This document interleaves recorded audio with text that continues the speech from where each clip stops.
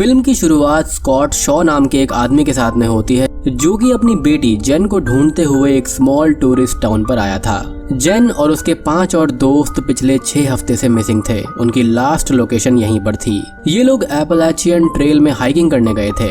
यहाँ पर Scott police को कंप्लेंट करता है बट पुलिस चीफ केस को सीरियसली नहीं लेता। वो यहाँ के लोकल होटल ओनर से भी बात करता है जिसमें ये फ्रेंड्स रुके थे, बट उस ओनर लेडी से भी बात करने के बाद भी स्कॉट को कोई हेल्प नहीं मिलती। बाद में वो लोकल बार में इंक्वायरी करता है जहाँ पर नेट रोड्स नाम का एक गाइड ये कहता है कि वो यहाँ पर आए थे। सबके सब अकड़ू थे। वो लोग 80 पर हाइकिंग करने के लिए गए थे बट वापस नहीं आए एंड वहाँ पर जो कोई भी ट्रेल को छोड़कर घूमने जाता है वो वापस नहीं आता। वहाँ का नेचर काफी ज्यादा ब्रूटल है। स्कॉट फिर भी वहाँ पर जाने का डिसाइड करता है एज वहाँ पर उसकी बेटी जेन थी। अब कहानी 6 हफ्ते पहले शुरू होती है जहाँ पर Jane and Darius, Adam and Mia, Louis and Gary नाम के 6 दोस्त वर्जीनिया स्टेट के एक स्मॉल टाउन के अंदर आते हैं। ये लोग सेम होटल में चेक इन करते हैं एंड ओनर जेन को ये वार्न करती है कि सिर्फ हाइकिंग वे पर ही हाइक करना एज नेचर वहाँ पर कभी कभी बहुत ही ज्यादा डेंजरस हो सकता है। लेटर ऑन ये लोग बार में ड्रिंक करने लगते हैं और यहाँ पर सेम गाइड यानी कि नेट इनको अपनी गाइडिंग सर्विस ऑफर करता है बट ये लोग उससे रूड वे में पेश आते हैं। लेटर ऑन इनकी कार को एक आदमी चेक कर रहा था जिस पर एडम गुस्से से बात करके उसको गाली देता है और उस पर एक एम्प्टी बॉटल भी फेंक देता है। उस रात जेन अपने डैड को फोन करके अपनी लोकेशन भी बता देती है और इसी कारण से स्कॉट यहाँ पर प्रेजेंट में आया था। खैर अगली मॉर्निंग जॉग करते टाइम जेन 2 लोकल यानी कि एडिथ एंड रूथी से मिलती है जहाँ पर Edith locally made wrist bands को बना रही थी और बेच रही थी। जेन यहाँ पर अच्छे दिल की इंसान थी जिसके चलते वो एक बैंड को खरीद लेती है। लेटर ऑन सभी फ्रेंड्स हाइकिंग करने जाते हैं और नेचर को एंजॉय करते हैं। अब कुछ ही टाइम के बाद में डेरियस ये कहता है कि जंगल में पास में ही एक सिविल वॉर एरा का मॉन्यूमेंट है जहाँ पर जाकर हमको उसको देखना चाहिए। बाकी सब एग्री हो जाते हैं लेकिन जेन श्योर नहीं थी। वो ट्रेल से भटकना नहीं चाहती थी बट अपने बॉयफ्रेंड डेरियस के प्रेशर में आकर वो मान जाती है। ये लोग इस पहाड़ी के स्लोप में हाइक करते करते जा रहे थे कि तभी पेड़ का एक लट्ठा यानी कि एक लॉग ऊपर से फुल स्पीड में इनकी ओर आकर गिरने लगता है। सभी लोग इसे देखकर भागते हैं बट स्लोप स्टीप होने के कारण से एक एक करके गिर जाते हैं। सभी लोगों को यहाँ पर चोट आती है लेकिन गैरी की वहाँ पर मौत हो जाती है क्योंकि वो लट्ठा फुल मोमेंटम से आकर सीधा उसकी बॉडी को क्रश कर देता है। उसका बॉयफ्रेंड लुइस ये देखकर बहुत ही ज्यादा शॉक्ड हो जाता है और वो रोने लगता है। वो इसकी गलती डेरियस पर डालता है। अब सभी लोग दुखी थे और ट्रेल की तरफ वापस लौटकर हेल्प लाने का डिसाइड करते हैं। वो पूरा दिन चलकर भी ट्रेल को नहीं ढूंढ पाते यानी कि वो खो गए थे। रात होती है एंड बारिश भी होने लगती है जिस कारण से ये जंगल में ही टेंट लगाकर कैंप करने लगते हैं। आधी रात को जेन बिजली कड़कने की आवाज से उठती है जहाँ पर उसे एक ब्लैक साया दिखाई देता है और अगली सुबह इनको ये पता लगता है कि ये ग्रेव यार्ड में सो रहे थे।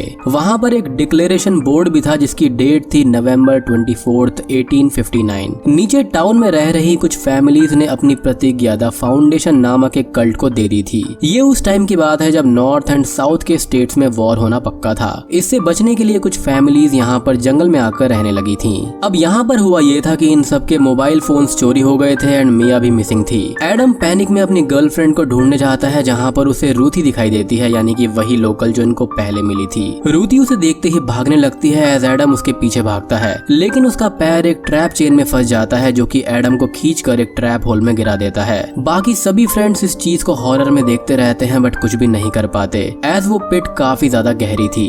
जेन ये कहती है कि कोई हमें हंट कर रहा है इसलिए फौरन हमें यहाँ से निकलकर हेल्प लानी होगी। वो डेरियस एंड लुइस आगे बढ़ते हैं जहाँ पर इन्हें एक वीरान शेड दिखता है। वहाँ पर कई सारे हाइकर्स के फोन, ड्रेस, वेपन्स एंड बाकी सामान था यानी कि जो लोग इन्हें हंट कर रहे थे उनका ये वेस्ट बिन था। लेटर ऑन ये 2 मास्क पहने हुए आदमियों को देखते हैं जो कि एडम को उठाकर ले जा रहे थे। ये लोग वहाँ पर पड़े हुए वेपन्स को लेकर उन पर हमला करने जाते हैं। वो 2 मास्क पहने हुए आदमी दिखने में काफी क्रीपी लग रहे थे और यहाँ पर एक और खास बात थी कि वो किसी अनजान लैंग्वेज में बात कर रहे थे जो कि इनको समझ में नहीं आती। इसी बीच एडम को होश आ जाता है और वो पैनिक में वहाँ पर पड़ी हुई एक लकड़ी के लट्ठे से उस मास्क पहने हुए आदमी पर हमला करता है। वो उसके सर को फोड़कर उसको मार डालता है जैसे कि वो कोई वाटरमेलन हो।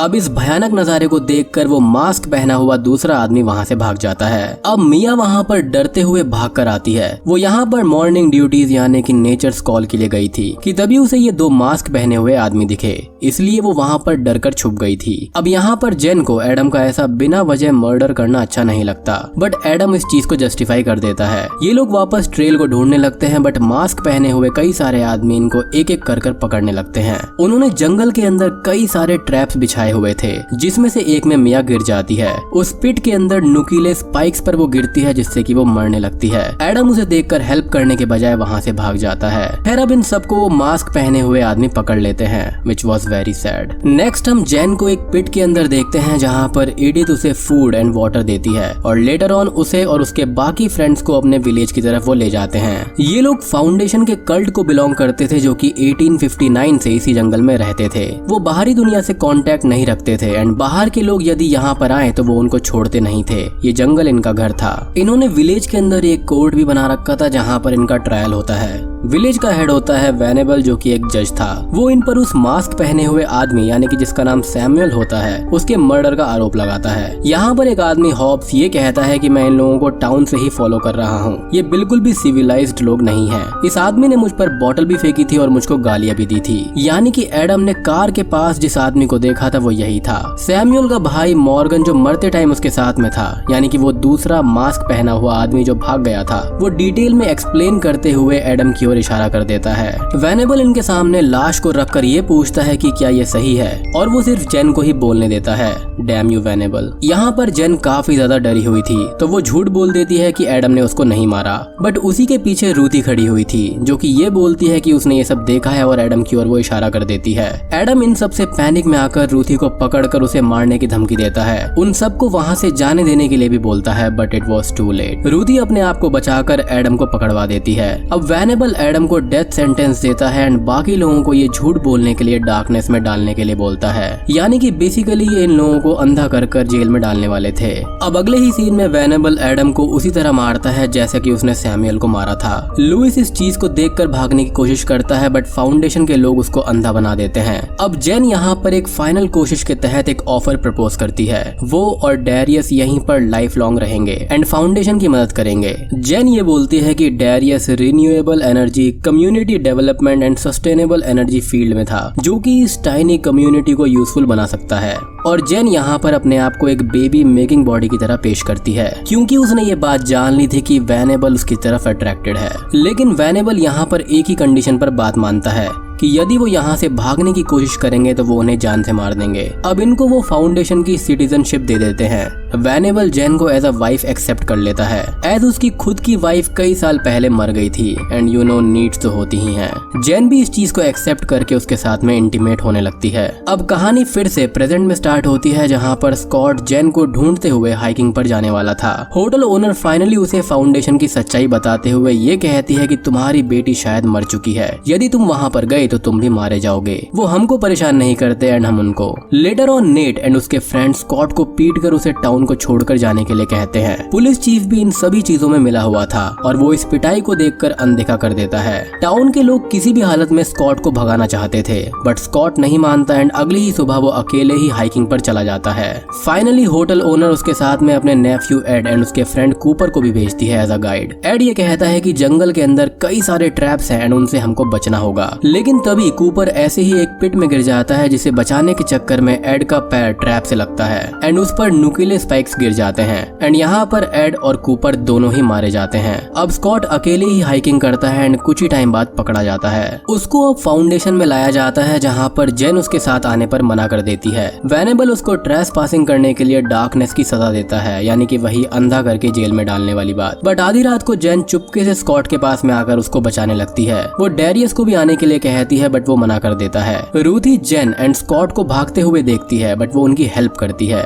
यानी कि वो भी यहाँ पर रहना नहीं चाहती थी। अब ट्रायल रूम के अंदर छुपे हुए एक सीक्रेट वे को वो दिखाती है, जो कि बेसिकली डार्क वे था, जिसके अंदर फाउंडेशन ने कई सारे लोगों को अंधा करके कैद कर दिया था। वो ज़ॉम्बीज की तरह ही वहाँ पर जी रहे थे। अब वहाँ पर लुइस भी था, जिसको जेन मर्सी किल देती है, यानी कि उसको उसके दर्द से आजाद कर देती है। बाद में वहाँ पर सबसे पहले उन पर एडिथ हमला करती है एंड लेटर ऑन हॉब्स भी अटैक करता है। वो दोनों को ही मार देती है। अब वो और स्कॉट जंगल से भागकर ट्रेल वे तक आते हैं, जहाँ पर नेट अपने गन एंड फ्रेंड फ्रेंड्स के साथ में खड़ा हुआ था। नेट यहाँ पर स्कॉट से ये कहता है कि मेरा भांजा इसी वुड्स में 6 साल पहले गुम हो गया था और मैंने तुम पर इसलिए ही हमला किया ताकि तुम्हारे साथ भी सेम चीज ना हो। ये लोग किसी को भी नहीं छोड़ते। तभी फाउंडेशन के कई सारे लोग इन पर हमला करने आते हैं, जिन्हें नेट गोलियों से उड़ा देता है। वो स्कॉट एंड जेन की जान बचाकर उनको टाउन में लाता है। अब यहाँ पर कुछ महीने बीत जाते हैं और वेनेबल एंड रूथी जेन के घर आते हैं। वो जेन की स्टेप मदर को झूठ बोलता है कि वो उनके नए पड़ोसी हैं एंड वो बिजनेस के सिलसिले में यहाँ पर आए हैं। अब जेन जब जॉब से घर आती है तो वो वेनेबल को देखकर शॉक में आ जाती है। वो अब उसके बच्चे से प्रेग्नेंट थी, जिसे वो भी नोटिस करता है। जेन यहाँ पर स्मार्टली अपनी स्टेप मॉम एंड ब्रदर्स को दूसरे रूम में भेज देती है, एज स्कॉट के बिजनेस को वही हैंडल कर रही थी। वो वेनेबल से डील करती है कि यदि वो उसकी फैमिली को छोड़ देगा तो वो उसके साथ चलेगी और वेनेबल इस चीज से ऑब्वियसली मान जाता है। वो तीनों ही वैन में बैठकर जाने लगते हैं, जहाँ पर कल्ट के और भी मेंबर्स थे। कुछ ही देर के बाद में वैन का एक्सीडेंट हो जाता है और जेन वेनेबल एंड उसके विलेजर्स यानी कि उस कल्ट के लोगों को मार डालती है। अब एंड में वो एंड रूथी हाथ पकड़कर घर की तरफ वापस आने लगते हैं। ये फिल्म यहीं पर खत्म हो जाती है। तो दोस्तों, ये थी नई फिल्म रॉन्ग टर्न 2021 की कहानी।